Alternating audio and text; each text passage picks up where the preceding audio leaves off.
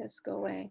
Okay, so let's start here by reviewing that.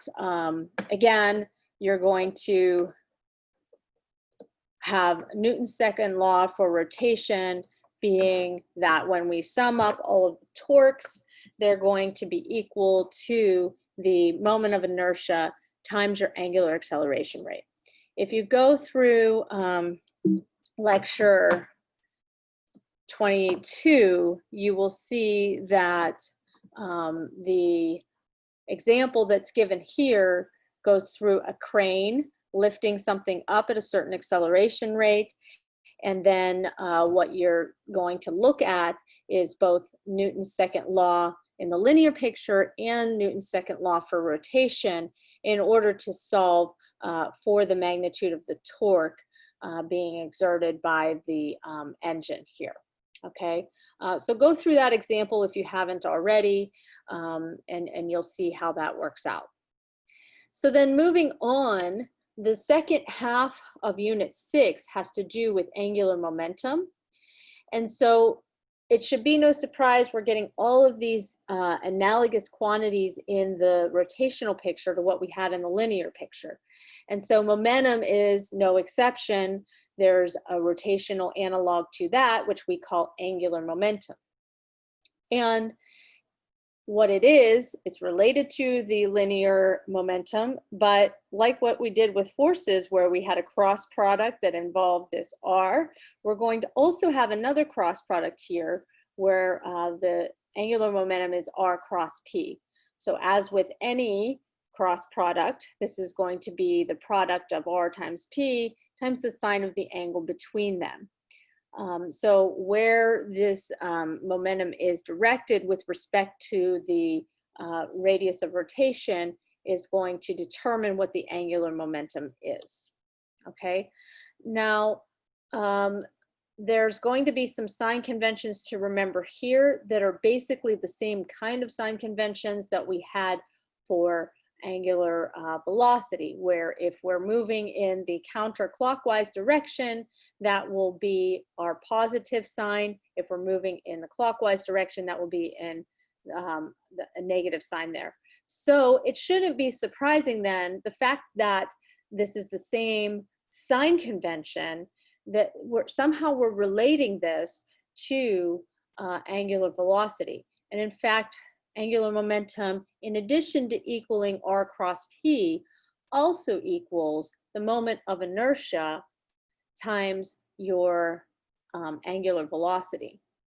Okay, so again, this is analogous in the sense that what is analogous? What was our linear momentum equal to? It was equal to mass times velocity.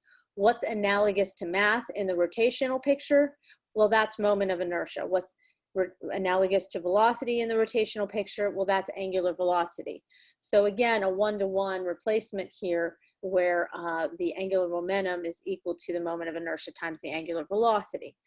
And therefore, we can see why the sign convention has to be the same, because the moment of inertia is not any kind of vector quantity, but that means that the angular momentum then has to be proportional to the vector omega, so it's going to have the same sign as omega as well. Okay, so what's the big deal about angular momentum? Well, just like we had with linear momentum, angular momentum is a conserved quantity of nature, meaning that if there are no net external torques on a system, then the angular momentum of that system is going to stay constant. Okay, just the same way we had with linear momentum, there were no net forces involved, so the momentum stayed the same. This time, the analog to force is torque, so no net torques means the angular momentum stays the same. And so you can think about the classic example of this, the ice skater, the figure skater, spinning faster when she draws her arms in. Why does that happen? It's because her moment of inertia is changing from the initial state to the final state. Obviously, she can't change her mass, but she can change the radius, right? In that mr squared thing, she can change the radius by bringing her arms in. And when she does that, it decreases her moment of inertia, and therefore her angular speed must increase as a consequence of the conservation of angular momentum. You can try this at home, even if you're not a figure skater. You can take a spinning chair and some weights and start yourself spinning, and then bring the weights in, and you'll see that you spin faster even without doing anything else. And that's because of this conservation of angular momentum. So why don't we do some examples here? Give me 1 second.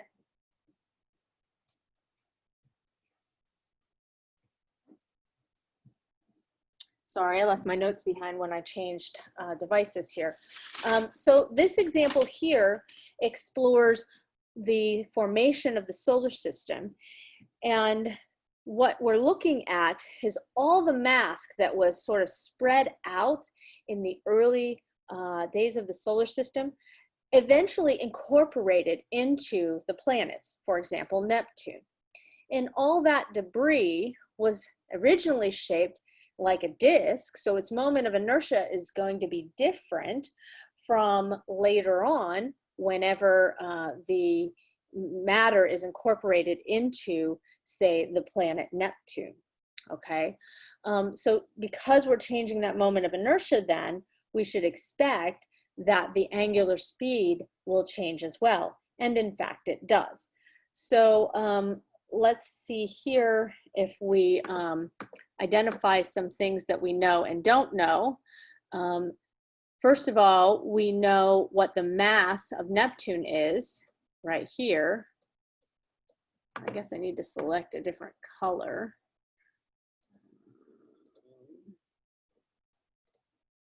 Whoops.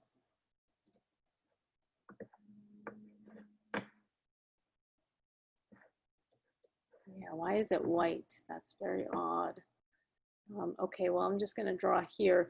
So the mass of Neptune is known, which I can just indicate as this. That's the symbol for Neptune. And I also know the period now, which I'll call T final. Okay.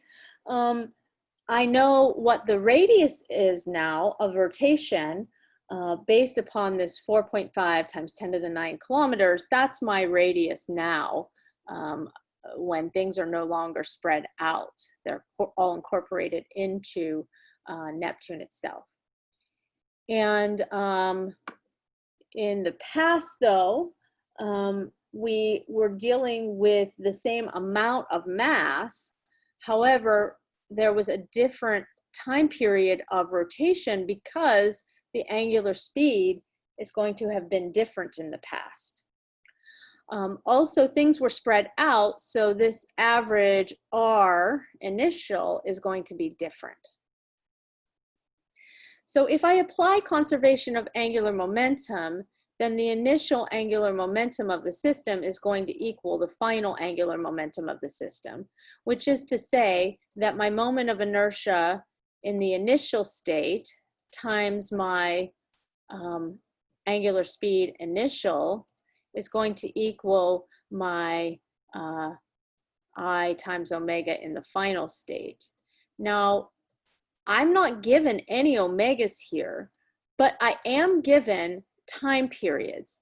And I know a couple other things. I know that if I approximate this orbit as a circle, then the time period, the 2 pi r, the circumference of that circle divided by the time period, will be equal to my velocity.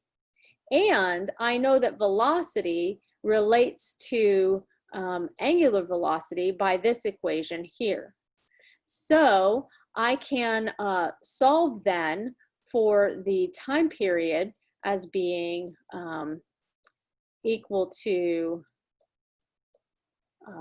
2 pi r over r omega, right? And then these r's cancel so that it's just equal to 2 pi over omega. Okay, So that's cool because now I can make a replacement here for this omega in the end, okay? I'm gonna let you do some of the algebra on your own. What you should find in the final expression is that this initial time period that it takes to rotate go around the sun effectively should be equal to our initial squared times t final, all divided by 2 r final squared. Okay, and if you plug in the numbers there, what you'll find is an astounding number of seconds, which then you'll need to convert into some longer quantity so that it sort of makes sense. Or you can just leave it in years and then it will give you back years. But it's something like 40,000 years in the end once you plug in all the numbers. Okay, so basically by compacting all of that mass that was spread out as a disk into some compact object, i.e. the planet Neptune, we find that the rotational rate now is much faster, okay, because of that change of moment of inertia. Okay, so let me erase all of this. Unfortunately, I don't know a better way to do this. I wonder if do any of you know how to change colors on the draw? Yeah, I don't know. Okay, well, let's move on then and go over the next example. So you may be wondering, why did I choose I omega for that instead of the r cross p? Well, you know, we're looking at the moment of inertia changing for something that was already sort of spread out and shaped a certain way. In this particular problem, it's a little bit different because what we're doing here is that we are hitting a wheel with some sort of a ball, a sticky ball. And so what sense does it really make to talk about moment of inertia in the initial state where it's about to collide with this hoop? Instead, we probably want something more like r cross p in order to try to make sense of this initial state. Once it's stuck to the wheel, then it makes sense to talk about what would the moment of inertia of that wheel be. So let me see. Let's see if there's a way to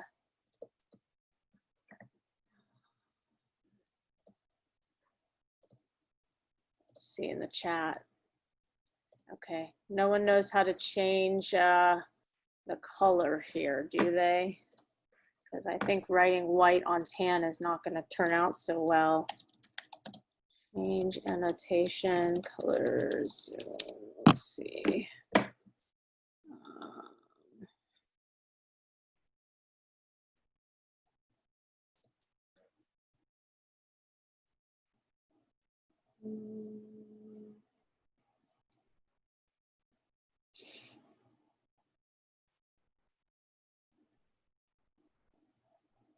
Oh, I see. Okay. Ha, here we go. That will be much better. Okay, so let's get back to the Zoom here. Oops.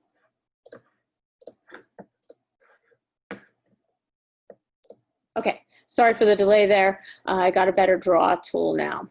So as I was saying, this scenario in this example is that we fire a sticky ball to a wheel, and then that causes the wheel to spin. Basically, it's transferring its momentum into the wheel. So really, this is an example of conservation of angular momentum, but we just need to be able to understand it in the initial and the final state. So in the initial state, what do we want to use? Well, it makes sense, as I was arguing before, to use this form of the angular momentum, which is going to be r cross p. Okay, and what that means then is that we need r times p times sine of the angle between them. But what is the angle between them? Well, some information is given to me in this schematic here, right? So I'm being shown that the distance between the center of rotation and where it strikes the wheel is going to be r/2, right?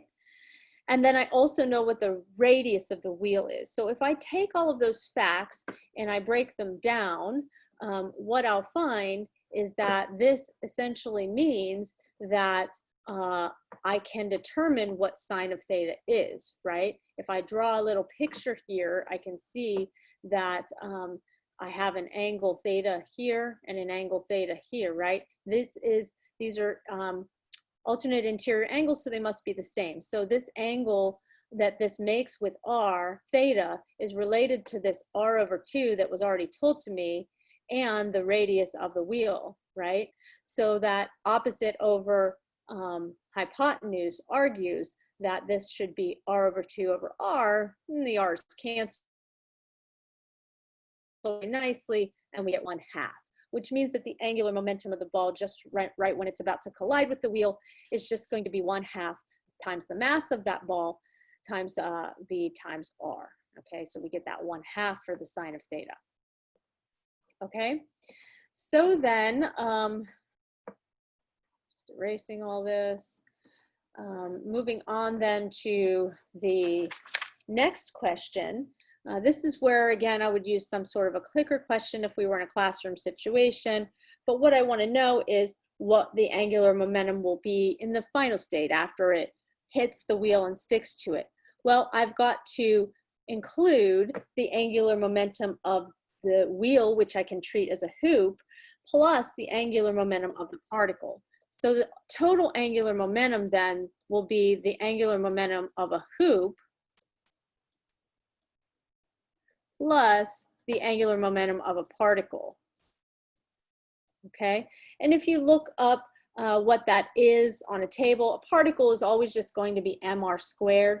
So in this case, that particle is your ball, m sub b, and then the angular momentum related to a hoop is also mr². So we'll use m sub w for the wheel. All of that corresponds to choice C here, where this is the angular momentum of the hoop plus the angular momentum of the ball.